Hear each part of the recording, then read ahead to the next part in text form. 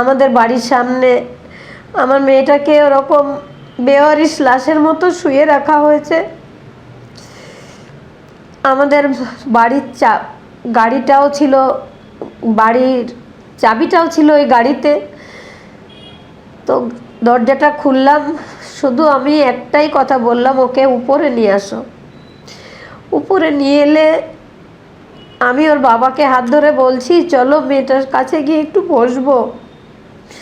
ঠিক সেই মুহূর্তে নির্মল ঘোষ, সঞ্জীব মুখার্জি আর এই সোমনাথ দে, এই ডিসি নর্থ যে নিয়ে আজকে সাসপেন্ড হয়েছেন অভিষেক গুপ্তা, তাকে ডেকে নিয়ে আসা হলো।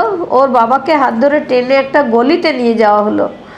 তখন গলিতে ওর বাবার কাছে এক বান্ডিল টাকা দিচ্ছিল। ওর বাবা বলছে, এটা কি? তা বলছে, এটা নিন, আপনার কাজে লাগবে। তখন ওর বাবা বলেছিল যে আপনি এই আইপিএস লোগোটা লাগাতে যত পরিশ্রম করেছেন তার থেকে অনেক বেশি পরিশ্রম করে আমার মেয়েটা এখানে এসেছিল, প্লিজ ওকে অপমান করবেন না বললে উনি চলে গেলেন। কিন্তু তখন ওই সঞ্জীব মুখার্জি ঘরে আমাদের যারা রিলেটিভ ছিল তাদের সঙ্গে তুমুল ঝগড়া বাঁধিয়ে আমার মেয়েকে নিয়ে চলে যায়। আমরা শুধু পেছন পেছন গেছি, কিচ্ছু করতে হয়নি আমাদের, সব ওরা করেছে।